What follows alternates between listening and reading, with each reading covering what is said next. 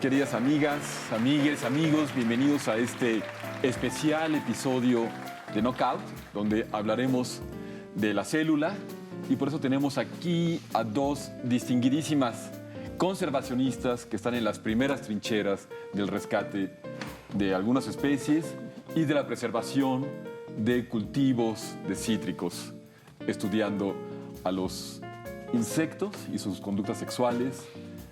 Es el caso de la doctora Diana Pérez, de la Universidad de Veracruz, asistida como su manager por Blanca Salces, y en la esquina opuesta, Ana Soler, que está trabajando actualmente en los ajolotarios del lago de Xochimilco, en la preservación de esta especie que es icónica del país, apoyada por su manager Luis David de Todos los Santos. Muchísimas gracias. Y la primera pregunta de este round: ¿cuántas células tiene el cuerpo humano? Billones. Una menos en mis neuronas. De las que tenían, esa pregunta me acaba de tirar una neurona. ¿A qué hora? ¿Cuando te levantaste? Porque cambia. Todo el tiempo. La me piel digas. cambia todo el tiempo. Y Ya. las células de la piel las vamos perdiendo y regenerando continuamente. Y si Entonces, fuéramos ajolotes, las podríamos regenerar todas de un la jalón. regeneración sería mucho mayor. ¿Por qué? El ajolote es uno de los pocos organismos que puede regenerar muchas partes de su cuerpo, incluido el cerebro, el corazón. Bueno, solo si se le hace un pequeño corte, una pequeña lastimada, digamos, en el corazón, lo cual es un poco probable. Las cerebro. patas, o sea, si tú le cortas una pata, el ajolote la puede ir regenerando. Si yo fuera ajolote, me tatuaría el nombre de mi novio cuando truene con él. Una manera fácil de pensar si quieres tronar con La alguien o no. pensaría uno más, ¿no? Yo estoy pensando en qué me gustaría regenerar. O sea, a mí como ser humano, ¿qué me gustaría? Sí, El está país. ¿De dónde viene esta cualidad de los ajolotes? ¿Por qué pueden hacer eso? Se cree que porque tienen esta capacidad de permanecer en un estado que en biología se llama neotenia, que es permanecer como en estado juvenil toda su vida.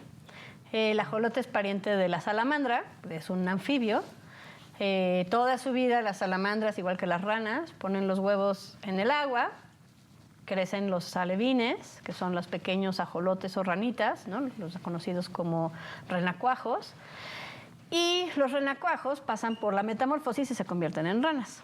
Hay otros ajolotes, no otros ajolotes, no, sino otras salamandras en Europa, en Estados Unidos, que pasan de ser alevín a ser una salamandra. El ajolote, que además tiene mucho que ver con la mitología de la Ciudad de México, nunca pasa a ser adulto, digámoslo así. Por eso está sonriendo todo el Por tiempo. eso está sonriendo todo el tiempo, porque es joven. Y permanece en este estado como de juvenil, aunque tiene las características de poder reproducirse como un adulto. Chavorruco. Chavorruco. Del agua. Y esta capacidad de permanecer en este estado parece que es lo que le da, valga la redundancia, la capacidad de regenerarse. Al principio se creía que solo eran las extremidades, ¿no? Le cortabas una pata, un dedo, las branquias, y enseguida podía regenerar. Bueno, enseguida, después de X tiempo, pues tenía nuevamente su brazo con sus dedos, todo muy bien formado, o la cola, ¿no? Pero ahora se ha visto con ciertos experimentos que pueden regenerar inclusive partes del cerebro o regenerar el corazón si no está dañado en extremo, ¿no? Fascinante, inimaginable. Inimaginable. Diana, en tu quehacer con insectos, ¿el conteo de células tiene lugar? Pues hacemos mucho conteo de espermatozoides, por ejemplo, porque parte de lo que yo trabajo es tratar de entender cómo es que se prende o se apaga la receptividad sexual de las hembras, o sea, De la mosca de la las moscas fruta. de la fruta, que son estas plagas agrícolas, ¿no? Yeah. Entonces, lo que queremos entender es, pues, cómo le hacen, digamos, los machos para apagar la receptividad de las hembras y que ya no se quieran ir a parear con otros ¿Qué machos. estrategia siguen los machos para bajar esta...? Pues los machos tienen, cuando pasan el eyaculado, y también por eso hacemos como el conteo de espermatozoides, junto con el esperma, pasan como unos péptidos, o sea, unas sustancias que apagan como la receptividad de la hembra, o sea, son como unas sustancias antiafrodisíacas. Yeah. Y entonces estamos como tratando de entender como todas esas sustancias para poder controlar a esas plagas sin tener que utilizar químicos. En los humanos es el matrimonio, ¿no? Es el equivalente que mata todo. ¿Y qué alianza se puede hacer entonces con estos machos para controlar las plagas? Pues lo que estamos, bueno, estamos como tratando de entender esas sustancias, cómo le hacen para pagar a las hembras, ¿no? Pero también lo estudiamos dentro del contexto de la técnica del insecto estéril, que es como un método de control autocida, como un control de natalidad, donde se producen masivamente a los machos, luego se esterilizan y se liberan de manera masiva en los lugares donde hay como muchas plagas. Entonces las hembras silvestres que están por ahí van y copulan con estos machitos. En lugar de los otros. En porque vez de esto los es otros. Sexo seguro. Ajá, exacto. Y entonces ya no se pueden reproducir. Y queremos hacer a esos machos como muy atractivos, muy sexys. Gracias por introducirnos en este mundo, en estos mundos, ¿no? Plurales y fascinantes, inimaginables. El cuerpo humano, según algunos conteos, puede llegar a tener de 40 a 60 billones de células, sin contar a los microorganismos. Claro. ¿No? Sí, claro. Porque si los contáramos, serían otro tanto. Otro tanto. Además de lo que bien dijo nuestra querida Ana, de que todo el tiempo estamos cambiando. Pero de esa escala estamos hablando, ¿no? De decenas de billones, Sí, de billones de y células. billones. No se vayan, este es apenas el primer round. Continuamos en unos instantes. Muchísimas gracias.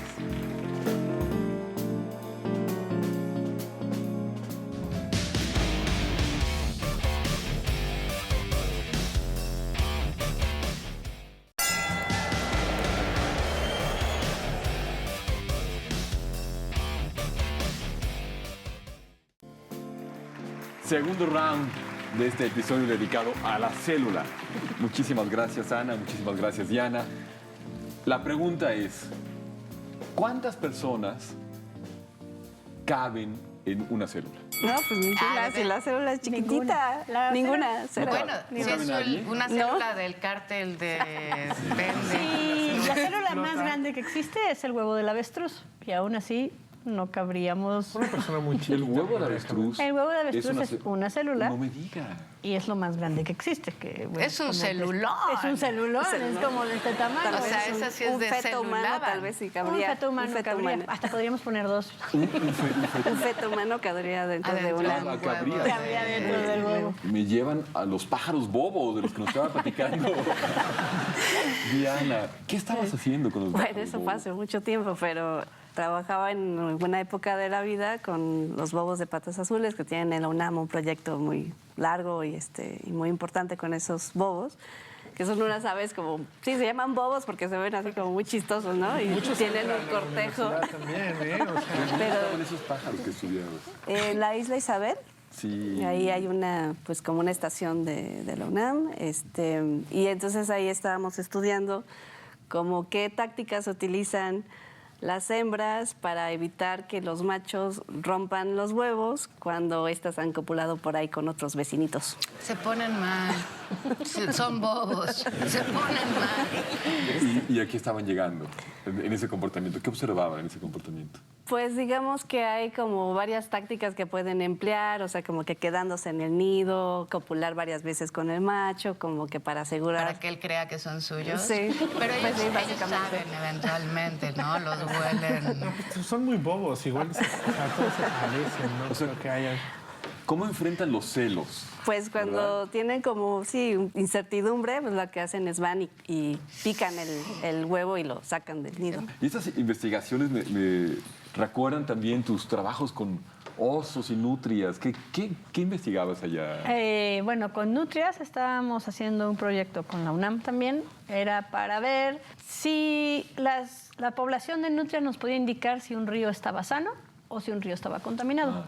Y bueno, la conclusión a la que llegamos es que sí, que o sea, las nutrias prefieren ríos que tienen agua pristina, o sea, agua muy clara, sin contaminantes, en la que tienen pues estos bosques ribereños, que son todas estas plantas que crecen alrededor del río, y prefieren habitar esos bosques que habitar bosques, o ríos más bien, perdón, que han perdido su vegetación o que el agua está contaminada. Nada y la idea tontas, era claro. utilizarla como un bioindicador. Un bioindicador son estos animales que nos pueden justamente indicar si algo está contaminado o no. Y hay pues toda una gama de animales que nos pueden indicar esto. Sobre Uno todo de la ellos- nutria que te dice la los nutria. nutrientes. Lo padre es que los humanos somos los únicos que necesitamos ese tipo de cosas, como si no fuera evidente que el río está el río contaminado, está contaminado. y que está mal. Y el ¿no? castor no le gusta el río limpio, le gusta A los ensuciarlo. castores lo que más les interesa es que tengan los Presas. árboles con los que van a hacer las presas. Las nutrias no hacen presas, pero sí se alimentan de toda una serie de animales acuáticos como peces, cangrejos, etcétera. Y evidentemente, si el río está contaminado, pues toda esa diversidad disminuye. Y entonces, si hay menos alimento, pues hay menos nutrias y por lo tanto, la nutria, al ser un animal mucho más grande y además ser acuático terrestre, es mucho más fácil de observar que si nos metemos a buscar peces y cangrejos y demás. Entonces, es como un indicador que podríamos usar para Más fácil. más fácil. exacto. Ves a Porque la hay nutria especies- comiendo cangrejo aquí arriba, ¿no? Y dices, Esas son no, las está marinas. bien. Porque hay especies que sí se adaptan a medios contaminados, ¿no? Claro, Es bueno, evidente. tenemos muchísimas especies que además son oportunistas y pueden invadir esos espacios, ¿no? Exacto. O sea, tenemos el ejemplo más claro, pues son las ratas. Ratas no había en esa rata que conocemos, la rata gris, pues es una importación, viene de Europa, vino con los barcos y llegó para quedarse, porque dijo esto es un paraíso y hay de todo y hay comida y hay, pero pues hay otras especies que lamentablemente con cuestiones, por ejemplo, de gubernamentales, como de tratar de ayudar sin saber que en realidad vas a perjudicar, ¿no? Como el manatí es la en Xochimilco. introducción de las tilapias y las carpas en muchísimos de los lagos y ríos de México. Pero el manatí en Xochimilco sí se comía el lirio. ¿O qué?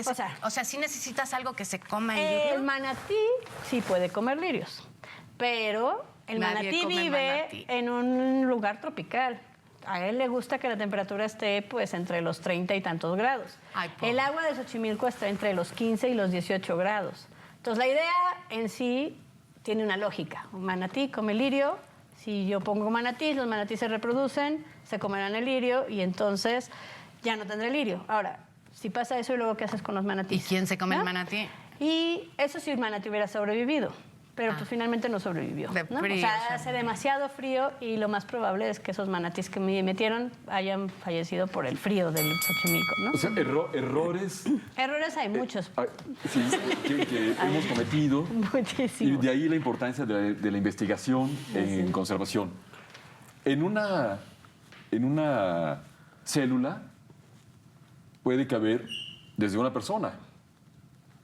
O sea, una célula que es esta estrategia para defenderse y pasar oculto ante una organización, digamos, enemiga. La célula, por ejemplo, Podemos decir que Ana va a una ciudad, como puede ser Monterrey, y ella integra ella misma una célula. Y no sabe que Diana también está allá en Monterrey, como parte de la misma organización, y es otra célula. Pero solamente tienen comunicación con Luis David de Todos los Santos. Y él hace la comunicación. Ustedes no saben que están allá. Exacto. Entonces, son células integradas por una sola persona. Perdón por la Y bueno, el celular también, ¿verdad? Y celulaban, pues. la celulosa. Este es el segundo round. Este episodio, en vez de llamarse La Célula, debió llamarse El Desierto. El desierto de los ganadores. Lo sabemos Pero desierto. el oasis de los empates.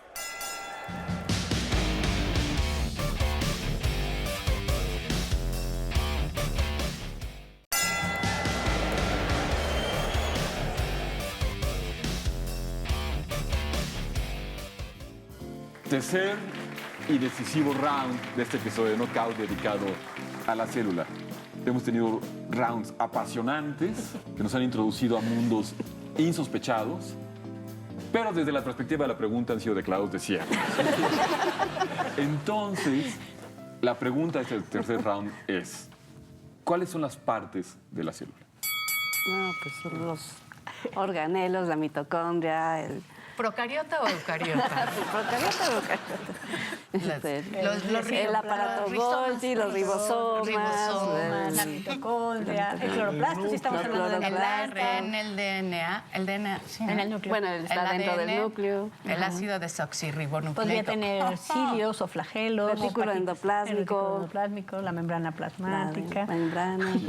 El núcleo, adentro del nucleolo. Y lo de afuera es Las ¿cómo se llama? vacuolas. Vacuolas. Gracias. Y este conocimiento de la célula, que lo veo que lo tienen tan actualizado, ¿es de uso diario, digamos, en su investigación? Yo creo que no, o sea, nosotros no somos biólogas celulares. Pero al hacer un huevo, ahí no están. Ay, mira, sí, este trae 2 núcleos. Trae la yema, la clara y la cáscara. Pues no, pero digamos sí es importante como conocer, pues no nada más las células, ¿no? Sí, precisamente toda esta nueva tecnología que hay con el ADN para poder pues atacar también plagas y ayudar en la conservación, o sea, es importante pues entender todos esos procesos celulares, ¿no? ¿Ustedes despliegan el código genético de las especies que estudian? Pues no necesariamente trabajamos con una pequeña parte, a veces, digamos, como genética de ver o tratar de entender qué genes se están expresando en tales circunstancias, pero lo que más trabajo es comportamiento sexual, o sea, eso realmente es una partecita muy pequeña de mi investigación. Además, Pero, ¿qué tal si mejor les cuento de las moscas de los Galápagos? Si me cuentas del esperma de las moscas de Del los esperma de las... De la bueno, vida sexual de las moscas. de hay los un Galápagos. problemón allá en Galápagos porque introdujeron de Ecuador a las Islas Galápagos por no se sabe si turistas o cómo fue, se introdujo una mosca que también es así como grande, como una mosca doméstica, y es un parásito, y lo que hace es de que se mete a a las narices de los pinzones de Darwin, ¿no? Que son unas aves pues mundialmente famosas. Y entonces se mete a sus narices y los mata. Y entonces está acabando con varias poblaciones y hay una especie que en particular que está en peligro de extinción porque está matando a estos pinzones. Y a los que no mata les hace unos hoyos que ya después cuando son adultos en las narices ya no pueden cantar bien y las hembras ya no los reconocen, entonces ya no se pueden Es una aparear. tragedia como de la Biblia. Es decir, Sí, una tragedia es un artística. tragedia. y digamos que el conocimiento de la conducta sexual Sí. de esas moscas Es lo que nos está ayudando. puede Entonces, ayudar a claro. rescatar. Entonces, en la Universidad Veracruzana estamos trabajando precisamente con los espermatozoides de estos bichos para tratar de reproducirlos en laboratorio, porque además de mendigas que son estas moscas, no se quieren reproducir en el laboratorio. Claro, no. Entonces, No les gusta que las vean. Sí, no les gusta que las vean. Diana, ¿qué importancia tiene para ti las partes de la célula en tu investigación? Pues yo creo que desde la facultad que no veo una célula y veo Desde el se Partido tiñe y Comunista. demás para ver el núcleo o ver algún otro organelo. A mí me gustan más los bichos más grandes, principalmente los mamíferos. Pluricelulares. Pluricelulares, exactamente, ya que tengan muchas células y que estén organizadas. Fantástico. Pues la respuesta fue apabullante de parte de las dos. Ganamos. Yo creo que estamos ante un esplendoroso caso de empate y cooperación, no competencia, porque yo tengo aquí una pregunta. Muchos estudiamos en las escuelas a la competencia como un principio evolutivo, ¿no? Darwin, ahora que estamos en las Galápagos, ¿no? Pero todo se puede leer de otra manera desde el punto de vista de la cooperación. Exactamente. Entonces, ¿cómo está ahí ahora esa... Pues, o sea, sí existe una competencia intrínseca entre las especies, pero también hay una cooperación entre ellas. Y justamente ahora, más que nunca, se ve, ¿no? Si tú mueves las especies o quitas especies de un ecosistema, ves cómo este engrane, digámoslo así, va perdiendo la factibilidad de seguirse moviendo. Entonces, justamente las especies, aunque a simple vista no lo vemos, cooperan entre ellas para mantener este gran engrane que es como el ecosistema, ¿no? Entonces estamos hablando de una selva o del mar o de la Antártida o de cualquier ecosistema en el mundo, tenemos este engrane en el que si tú quitas una especie que sea un engrane muy pequeño, como la maquinaria de un reloj, quitamos un pequeño engrane y empieza a fallar el reloj. Igual y el segundo se atrasa, algo pasa. Y ese pequeño segundo que se atrasa va haciendo que todo el engrane empiece a fallar.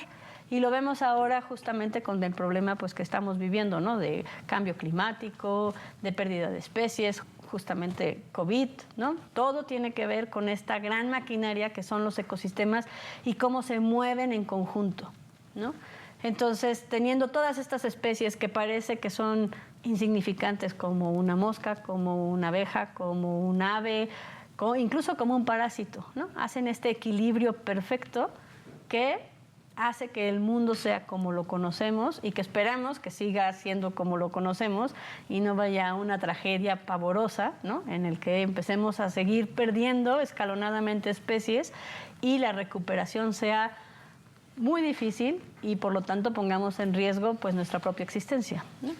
Muchísimas gracias. Yo sé que son científicas muy responsables, pero la tentación es grande de extrapolar estos principios que ustedes como conservacionistas ejercen y aplican e investigan a las sociedades humanas, al pensamiento, a la ética, etc. ¿Se enfrentan ustedes a esto? Decir, bueno, lo que yo estoy viendo aquí en este pequeño universo puede extrapolarse a una sociedad humana, por ejemplo. Pues yo creo que sí, o sea, hay ciertos conceptos que sí se pueden extrapolar. O sea, precisamente una de las cuestiones que dijo Darwin y que a veces como que se malinterpreta es que no es que sobreviva, por ejemplo, el más fuerte, ¿no? O sea, el más agresivo, sino que va a sobrevivir el que mejor se puede adaptar. Y eso es algo que podemos aprender nosotros, sobre todo ahorita con el COVID. O sea, entre mayor adaptabilidad tengamos y mejor nos podamos adaptar a nuestras circunstancias, entonces esos van a ser como los individuos que van a poder sobrevivir. La palabra por encima de cooperación o competencia, la palabra es adaptación. Pues yo creo la que tú sí. pondrías Yo en la pondría mesa. esa palabra. ¿Estás de acuerdo? Estoy de acuerdo. Y Luis David de Todos los Santos, ¿qué opina? Yo también estoy muy de acuerdo con eso. ¿Adaptación? En la adaptación. Yo creo que aquí, en el caso de nuestra invitada, también es tan padre analizar las conductas sexuales de los humanos. Con eso también se van a investigar un montón y vamos a saber un montonal de cosas. Yo me adapto. ¿no? Yo me adapto también. Se ponen de cochinillas Para sobrevivir. No más Todo para sobrevivir. sea para sobrevivir. Pero Luis David, ¿tú encontraste semejanzas entre las conductas sexuales de los humanos y de los insectos? Debe de haber. Si dicen que no nada más es con fines de procreación, digo, creo que yo quepo. No, Yo no sé, yo sí me veo. Muy bien, con esto hemos terminado nuestro episodio. 2 rounds de desiertos y un espléndido, colaborativo y adaptativo en este microsistema que ha sido nuestra conversación. Empate. Muchísimas gracias.